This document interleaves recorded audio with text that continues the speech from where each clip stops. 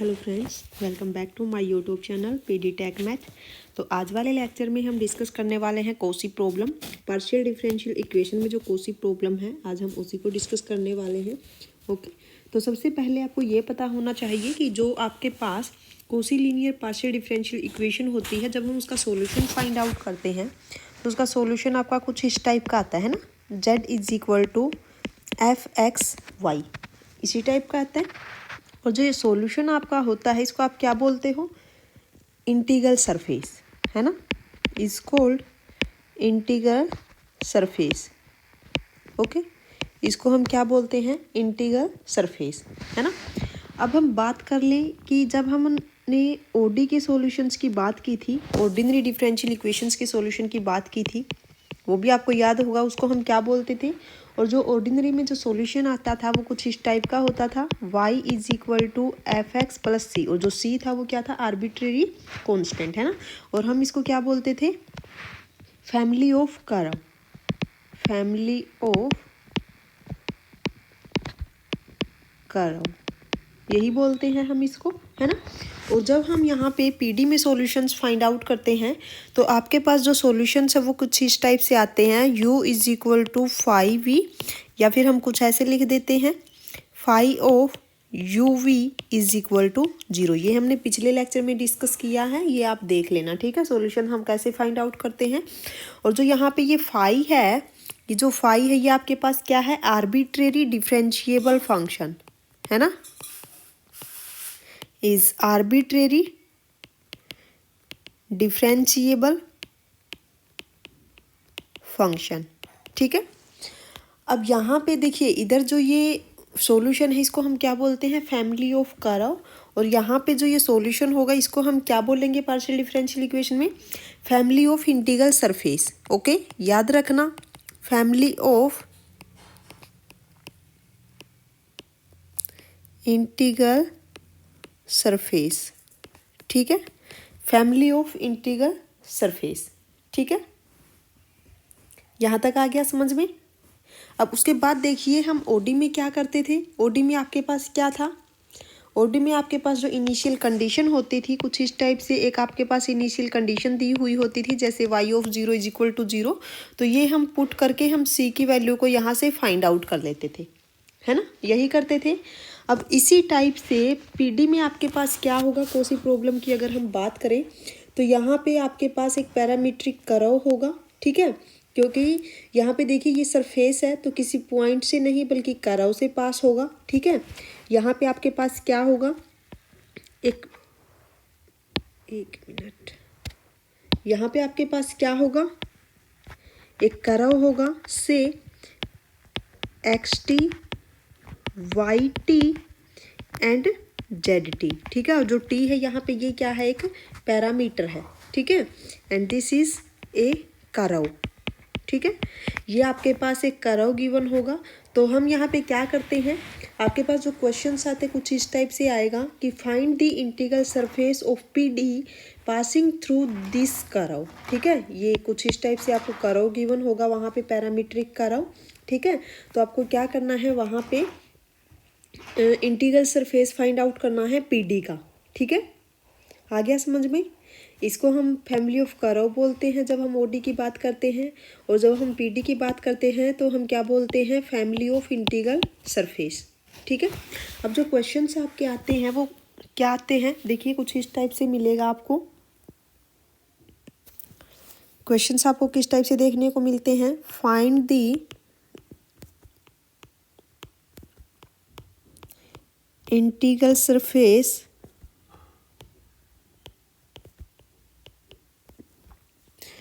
of PD partial differential equation passing through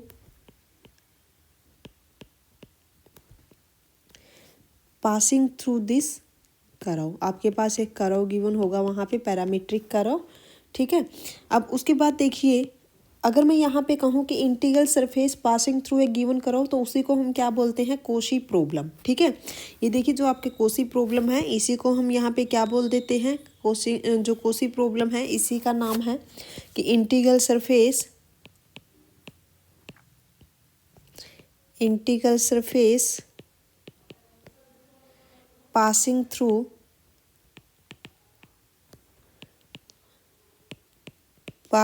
through a given curve।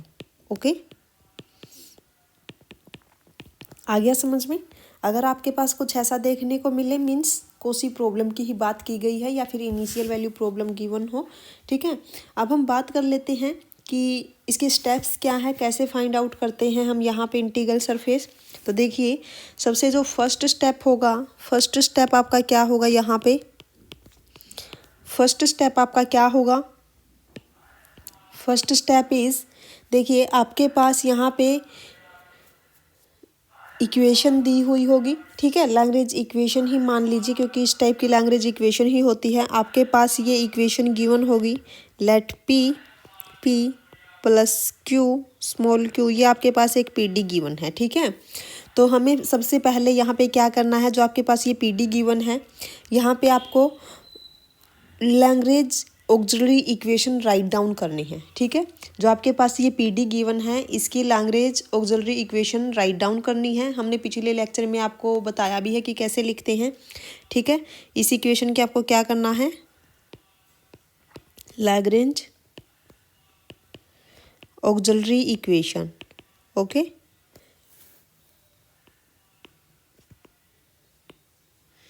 क्या होगी इसकी Lagrange auxiliary equation, मैं एक बार फिर से रिपीट कर दूं, D X upon P is equal to D Y upon Q is equal to, अब यहाँ पे मान लीजिए कि u इंडिपेंडेंट है, then D U upon R. ठीक है, जो एक्स वाई है वो क्या है, डिपेंडेंट ऑन u। ठीक है, अब उसके बाद देखिए, अब उसके बाद क्या करना है आपको, जो आपके पास ये लैग्रेंज ऑक्सिलरी इक्वेशन होगी यहाँ से इसके दो इंडिपेंडेंट सॉल्यूशन आपको मिलेंगे, है ना।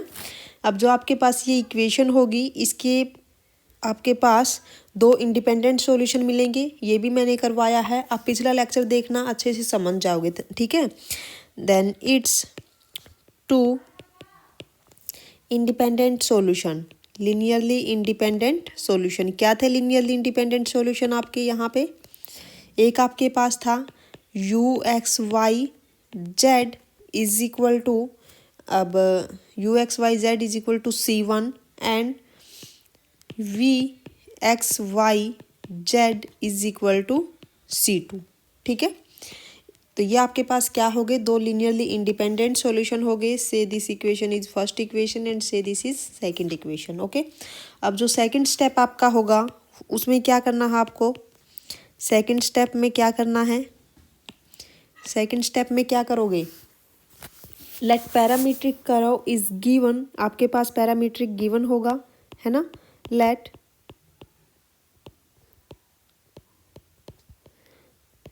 Parametric curve is given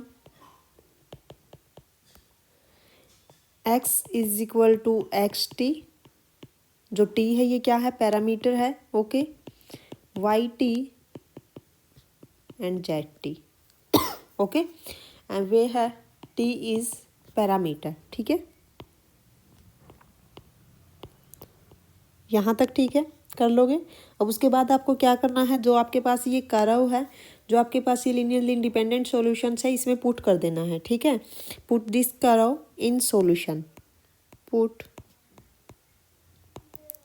this curve in solution. आपके पास जो ये दो लीनियरली इंडिपेंडेंट सॉल्यूशन है यहाँ पे पुट करना है, तो ये क्या आ जाएगा आपके पास, this is U X T Y T Z T is equal to C1 and V X T Y T and Z T is equal to C2। ठीक है, and this is equation number 3। अब जो आपके पास जो third step है वो क्या होगा, थर्ड स्टेप बताइए जल्दी से, क्या होगा, क्या होना चाहिए थर्ड स्टेप आपका। अब आपको क्या करना है, यहाँ पे जो आपके पास पैरामीटर है, ठीक है, आपको क्या करना है, eliminate single parameter from equation 3। आपके पास जो ये इक्वेशन 3 है यहाँ से क्या करना है, सिंगल पैरामीटर को एलिमिनेट करना है। Okay, and get a relation, और C1 और C2 के बीच में हमें रिलेशन फाइंड आउट करना है। ठीक है, देखिए थर्ड स्टेप क्या है। थर्ड स्टेप है वी एलिमिनेट सिंगल पैरामीटर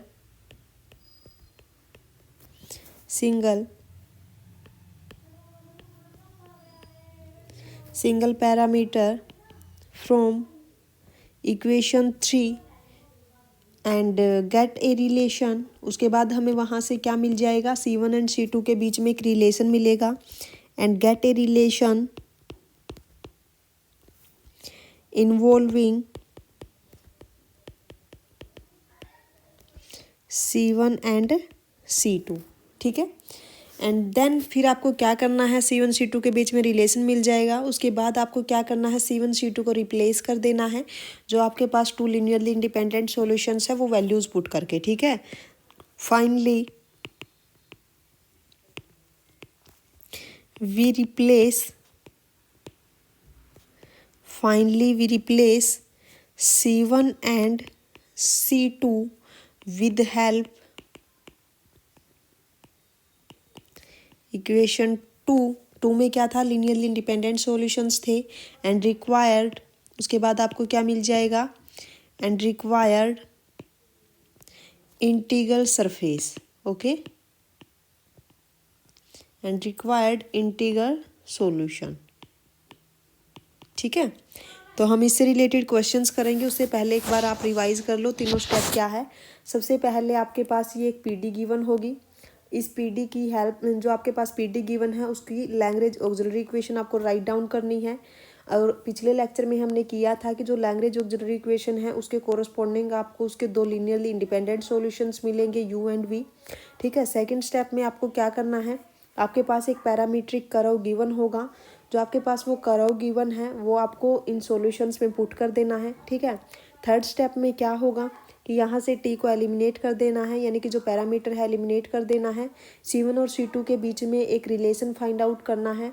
उसके बाद जो आपके पास लीनियरली इंडिपेंडेंट सॉल्यूशंस है, ये रहे U एंड V, इनको C1 एंड C2 में फिर से पुट कर देना है, तो वो आपके पास क्या आ जाएगा, इंटीग्रल सॉल्यूशन। अब क्वेश्चन देख लीजिए, उससे समझ में आ जाएगा आपको। ठीक है, क्वेश्चन देखिए, question number first is consider the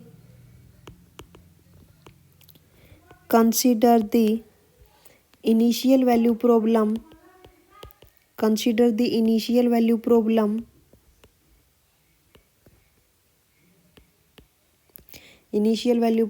curly u upon curly x plus 2 curly u upon curly y is equal to 0 and u 0 y is equal to 4 e raised to the power minus 2y। Okay, and value हमें क्या find out करनी है, then the value of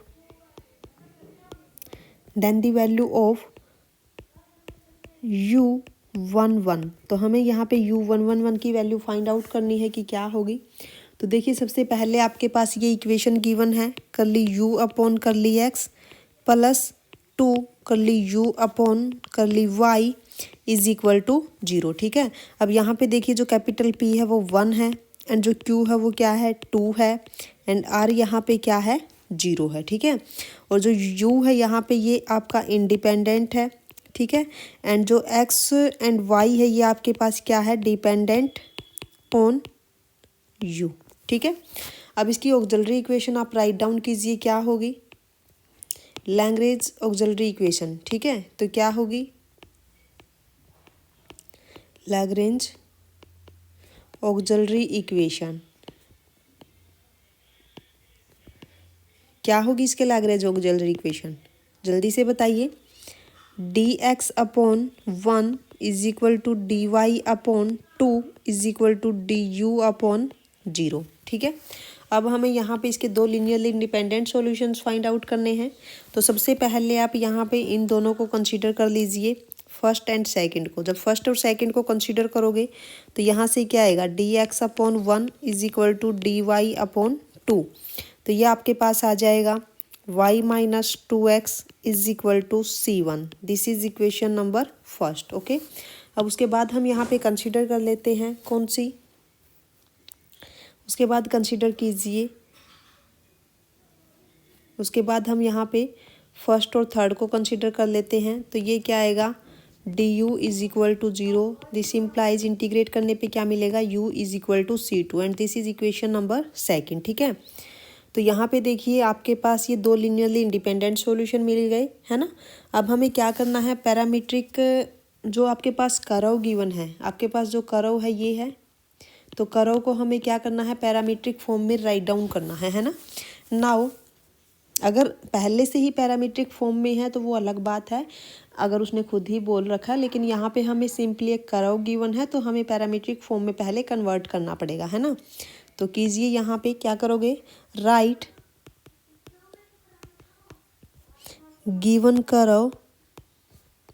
अब जो given curve है वो क्या है, u 0y is equal to 4 e raise to the power minus 2y। Okay, in parametric form, in parametric form. तो यहाँ पे हम पैरामीटर ले लेते हैं t। ओके, t को हम पैरामीटर ले लेते हैं, y की जगह t पुट कर देते हैं। Let y is equal to t, y को t पुट करेंगे। यहाँ पे देखिए x ऑलरेडी 0 गिवन है, तो u 0t क्या आ जाएगा, 4 e raise to the power minus 2t, है ना। अब यहाँ पे देखिए क्या आ गया आपके पास, y आपके पास t हो गया, x आपके पास 0 है एंड u आपके पास क्या आ गया, 4 e raise to the power minus 2t, है ना, ये आ गया। ओके, ठीक है। अगर हम देखें तो जो ये आपके पास कर्व है क्या बन गया, 0t 4 e raise to the power minus 2t, है ना। अब देखिए जो आपके पास इंडिपेंडेंट सॉल्यूशंस आए हुए हैं वहाँ पे हमें पुट करना है। तो जो फर्स्ट आपके पास है क्या आया हुआ है, y minus 2x is equal to C1 and second आपके पास क्या है, u is equal to C2। अब पुट कीजिए, y की जगह पे क्या है, t and minus 0 is equal to C1। तो यहाँ से क्या आ गया, t is equal to C1। ठीक है यहाँ तक। एंड नेक्स्ट आपके पास u is equal to C2। u आपके पास क्या है, 4 e raise to the power minus 2t is equal to C2। एक आपके पास ये आ गया। अब हमें क्या करना है, t को एलिमिनेट करना है यहाँ से। तो t को एलिमिनेट करोगे जब आप क्या करोगे, यहाँ पे t की वैल्यूज़ को पुट कर दीजिए। यहाँ पे जब t की वैल्यू पुट करोगे क्या आएगा, 4 e raise to the power minus 2 C1 is equal to C2। ठीक है यहाँ तक। ओके, अब हमें नेक्स्ट जो फाइनल था आपका उसमें क्या करना था, C1 और C2 की वैल्यू पुट करनी है ना। तो देखिए C1 और C2 किसके इक्वल है, यहाँ पे रख दीजिए C1 C2 किसके इक्वल है, 4 e raise to the power minus 2 और यहाँ पे क्या आएगा, y minus 2x is equal to C2 आपके पास क्या है, C2 इज u, है ना। ठीक है, तो ये क्या आ गया आपके पास, u is equal to 4 e raise to the power minus 2 y minus 2x। हमें क्या वैल्यू फाइंड आउट करनी है, u 1 तो x और y की जगह 1 पुट कर दीजिए। 4 e raise to the power minus 2 और ये क्या आएगा, 1 minus 2 and this is 4 e raise to the power 2। तो ये आपका आ गया फाइनल आंसर। ठीक है, तो बिल्कुल ईजी था। हो जाता है कई बार कि एक आध क्वेश्चन मुश्किल टकरा जाता है क्वेश्चन पेपर में, लेकिन अगर आप प्रैक्टिस करोगे तो उनको भी हैंडल कर लोगे। ठीक है, अगर कंप्लीट ना भी हो पाया तो आप आंसर के आसपास तो पहुंच ही जाओगे अगर प्रैक्टिस करोगे। ठीक है, हर बार मुश्किल नहीं आते, एक आध बार ही ऐसा होता है कि मुश्किल आता है और वो सबके लिए ही मुश्किल होते हैं। ठीक है, अब नेक्स्ट क्वेश्चन देखिए क्या है, एक और क्वेश्चन हम देख लेते हैं। यहाँ पे एक और क्वेश्चन देख लीजिए, u t minus E raise to the power t ux is equal to minus u with curve क्या है, ux0 is equal to x। ठीक है, ये है। ओके, लिखिए लैग्रेंज ऑक्सिलरी इक्वेशन क्या होगी,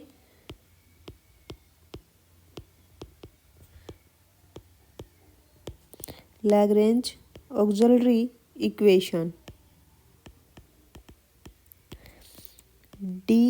एक्स अपॉन सॉरी यहाँ पे टी और एक्स है ना, तो फर्स्ट में टी है इंडिपेंडेंट, तो हमें डी टी लेना पड़ेगा। ओके, क्योंकि ये करली यू अपॉन करली टी है और curly U upon curly X. Then D T upon 1 is equal to D X upon minus E raise to the power minus T is equal to D U upon minus U. ठीक है, अब हमें यहाँ पे दो linearly independent solution find out करने हैं। तो सबसे पहले हम इन दोनों को ले लेते हैं। तो क्या आएगा, D T upon 1 is equal to D X upon minus E raise to the power minus T. ठीक है, सोल्व कीजिए। यहाँ से क्या आ जाएगा, टी, यहाँ से क्या आएगा, ई रेज टू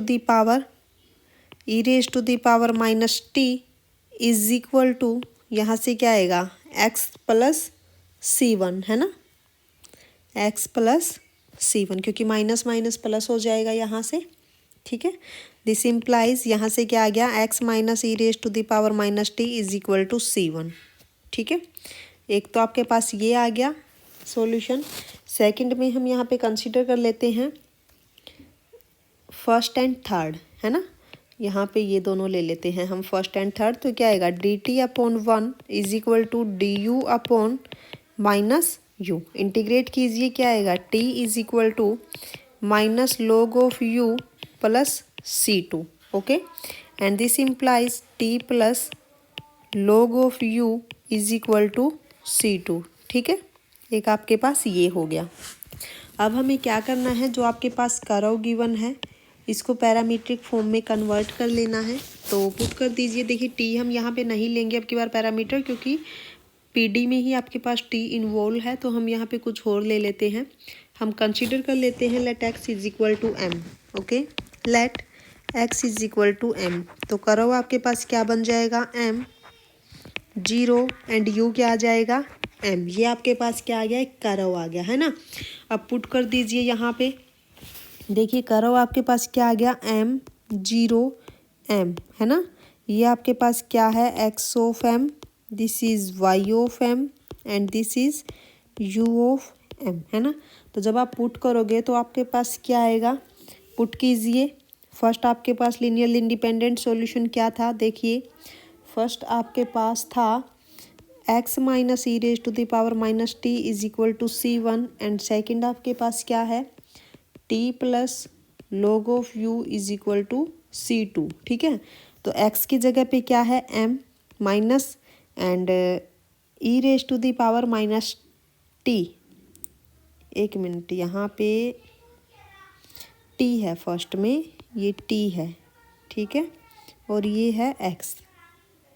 ओके, अब देखिए एक्स, एक मिनट क्या मिस्टेक करता है, ठीक है, एक्स की जगह पे 0 है, ठीक है,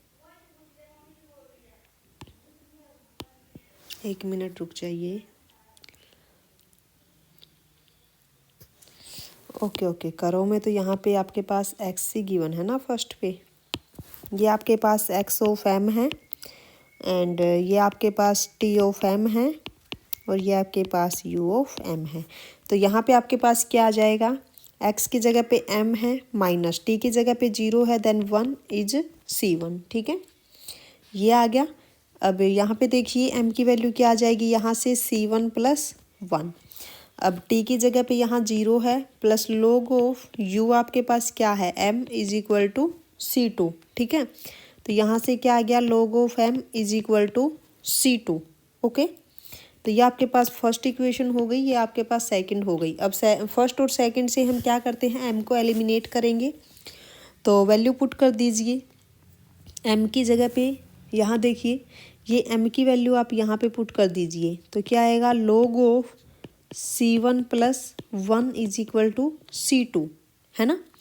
तो यहाँ पे सिर्फ और C1 और C2 में कम्बिनेशन आ गया। अब आपको क्या करना है, C1 और C2 की जो एग्जैक्ट वैल्यू है वो आपको यहाँ पुट कर देनी है।